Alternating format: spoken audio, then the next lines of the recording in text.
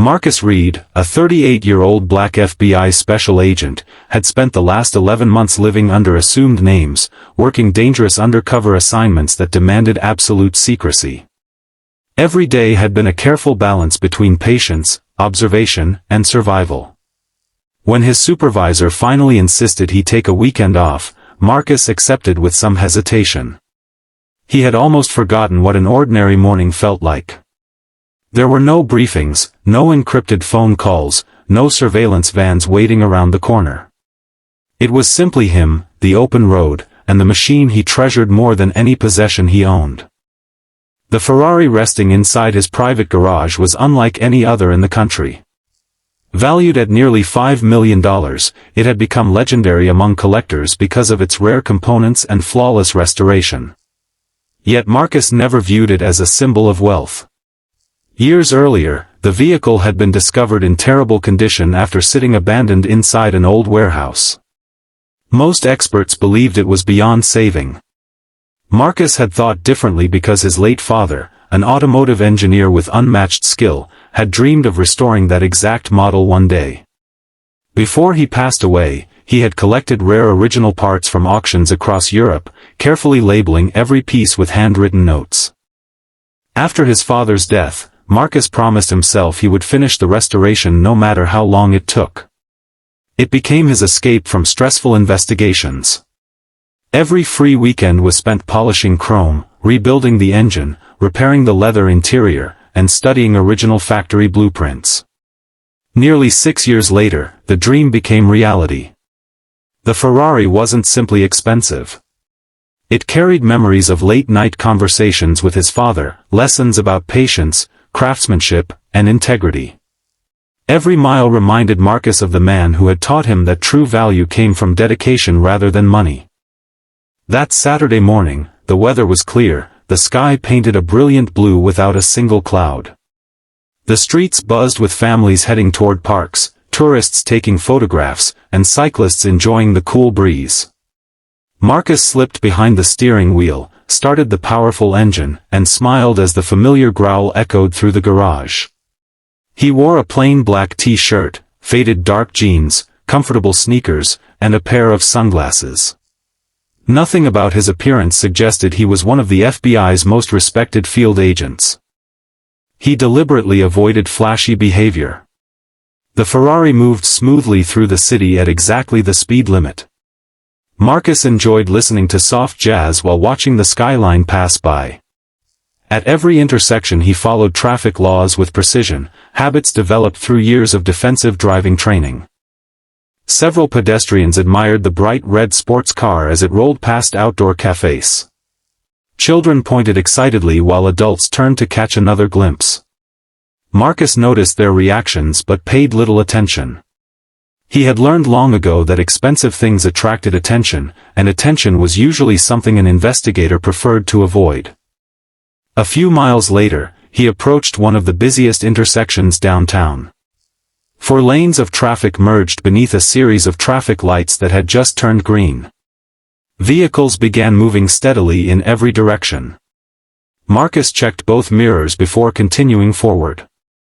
Without warning, loud sirens shattered the peaceful drive. A police SUV appeared from a side street, racing toward the intersection. The emergency lights flashed wildly, but the vehicle was traveling far too fast for the crowded area. Instead of slowing to assess traffic, the driver suddenly jerked the steering wheel, attempting a sharp turn across Marcus's lane. Marcus reacted instantly. His FBI training took over before conscious thought. He slammed the brakes with maximum pressure while steering away from the incoming SUV. Tires screeched against the pavement. The Ferrari barely had enough room to avoid a direct head-on collision. Then came the impact. The patrol SUV crashed into the Ferrari's front corner with explosive force. Metal twisted violently. Glass shattered across the roadway. The Ferrari spun nearly halfway around before stopping against the curb. Steam hissed from beneath the crushed hood while pieces of carbon fiber scattered across the asphalt. For several seconds, complete silence filled Marcus's mind. He took one slow breath, checked himself for injuries, and confirmed that the airbags had protected him. His hands remained steady despite the destruction surrounding him. He switched off the engine, unfastened his seatbelt, and stepped carefully onto the street. People rushed toward the accident from nearby sidewalks. Restaurant employees came outside. Drivers abandoned their vehicles to see what had happened. Many stared in disbelief at the ruined Ferrari, recognizing immediately that it was no ordinary sports car. The patrol SUV's driver climbed out moments later. He was a young rookie officer whose face showed more panic than confidence. Instead of checking the crash scene carefully, he immediately pointed toward Marcus. "What were you thinking?" the officer shouted loudly enough for everyone to hear. "You drove straight into an active police operation." Marcus looked calmly at the damaged intersection before answering. "I had a green light." The officer ignored the statement. "No, you interfered with an emergency response," he snapped. "Step away from the vehicle right now." Marcus quietly complied without raising his voice. He knew arguing rarely solved anything during the first moments after an accident. Around them, dozens of witnesses exchanged confused looks because many had clearly seen the patrol SUV enter the intersection without enough clearance. The crushed Ferrari sat silently behind Marcus, smoke rising gently into the clear afternoon sky as flashing police lights reflected across its shattered red paint. Marcus Reed stood quietly beside the crushed Ferrari while emergency crew secured the intersection. Shards of glass glittered across the pavement, and the front of the once pristine sports car was folded inward from the impact. The engine had gone silent, leaving only the sound of distant sirens, idling traffic, and the voices of curious bystanders gathering behind the police barricades. The rookie officer walked toward Marcus with quick, impatient steps. His uniform was slightly dusty from the collision, but instead of checking whether Marcus was injured, he immediately began speaking in a loud, commanding voice. "License and registration," he demanded. Marcus reached calmly into his wallet and handed over his driver's license. His movements were slow and respectful, showing no signs of anger. The officer glanced at the license for only a second before slipping it into his notebook. "You know you're responsible for this accident," he said firmly. "You ignored an active police response." Marcus kept his eyes on the officer. "I entered the intersection with a green light," he replied evenly. "Your vehicle crossed directly into my lane." The officer shook his head. "That's not what happened." Several witnesses standing nearby exchanged frustrated looks. One middle-aged woman stepped forward carefully. "Officer," she said politely, "I was waiting at the crosswalk. The red Ferrari had the green light. Everyone saw it." The rookie barely looked at her. "Ma'am, please step back. This doesn't concern you." Another witness raised his hand. "I recorded the crash on my phone," the man said. The patrol SUV turned without stopping. Again, the officer dismissed the comment. "I'll decide what evidence is relevant." Marcus remained silent. Years of FBI training had taught him that emotional arguments rarely changed someone's mind. Facts always carried more weight than raised voices. Within minutes another patrol vehicle arrived. A senior sergeant stepped out and surveyed the damaged intersection. He looked first at the Ferrari. Then at the patrol SUV. Finally at the rookie officer. "What happened?" the sergeant asked. The rookie answered immediately.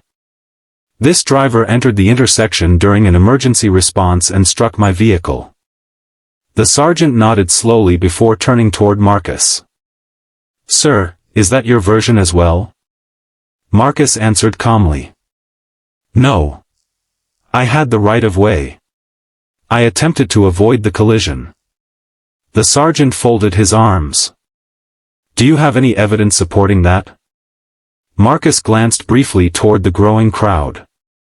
"There are multiple witnesses." The sergeant looked around but seemed more interested in moving traffic than interviewing anyone immediately. "We'll sort that out later." Tow truck operators arrived and began inspecting the Ferrari. One of them circled the vehicle quietly before whispering to his partner. "Do you know what this is?" His partner nodded. "If it's authentic, that's one of the rarest Ferraris ever restored." They carefully examined the damage without touching anything. Nearby, several people continued recording videos with their phones. Social media live streams had already begun. Comments flooded across screens as viewers debated who had caused the accident. Some focused on the destroyed Ferrari. Others questioned why witnesses were being ignored. Marcus simply watched in silence. His phone vibrated once. He looked at the screen before placing it back into his pocket. The sergeant noticed. "Who are you calling?" "My office." "What office?" Marcus answered without hesitation. "Federal." The sergeant paused for a brief moment. "What federal office?" Marcus looked directly at him. "They'll explain when they arrive." The rookie officer laughed. "Everybody suddenly claims they're federal." Marcus didn't respond. Instead, he made one short phone call. When the call connected, he spoke only a few words. "This is Special Agent Marcus Reed. I need federal assistance at my current location. Local collision involving law enforcement. Please send a supervisor." He ended the call in less than 20 seconds. The rookie officer smirked. "Trying to scare us?" Marcus placed the phone back into his pocket. "No." The next several minutes passed quietly.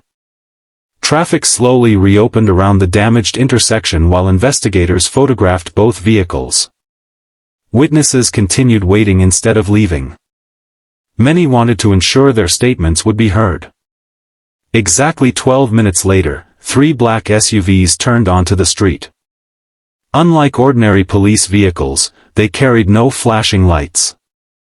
They parked neatly along the curb. The doors opened almost simultaneously. Several men and women wearing dark jackets stepped out. Large yellow letters across their backs read, "FBI." The atmosphere changed instantly. The conversations stopped. Even the tow truck operators froze. A distinguished older supervisor walked directly toward Marcus. Without hesitation, he extended his hand. "Good afternoon, Special Agent Reed." Marcus shook his hand. "Thank you for coming.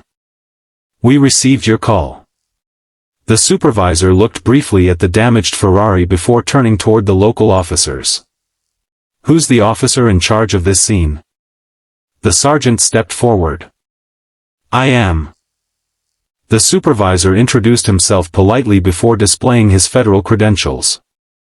"We'll need all body camera recordings, dispatch communications, dash camera footage, and traffic camera access immediately." The rookie officer's confident expression disappeared. The sergeant looked confused. "This gentleman is..." The supervisor answered before Marcus could speak. "Special Agent Marcus Reed. Federal Bureau of Investigation." Silence spread across the intersection. The rookie officer stared at Marcus, unable to hide his shock. Several witnesses exchanged satisfied smiles. One quietly whispered, "I knew he stayed too calm for all of this." Marcus simply stood beside the damaged Ferrari, showing neither anger nor satisfaction. He had never intended to reveal who he was. But now that federal investigators had arrived, the truth would speak louder than anyone's assumptions.